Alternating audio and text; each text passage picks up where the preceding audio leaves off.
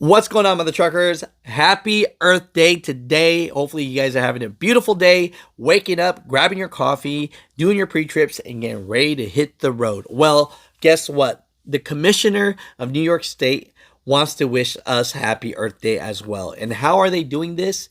He writes on Twitter, launched a 48 county diesel truck emissions enforcement blitz, saying police are cracking down on violators.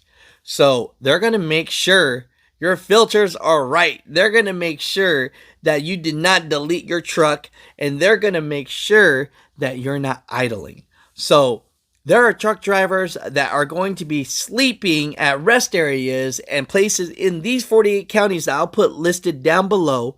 And there's going to be a police officer counting down to see if you are idling where you shouldn't be and giving you a ticket for sleeping.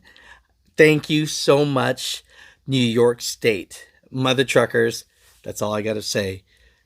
Check out the counties. If you see a lot of police everywhere, they just want to wish you happy Earth Day. Mother truckers, comment down below.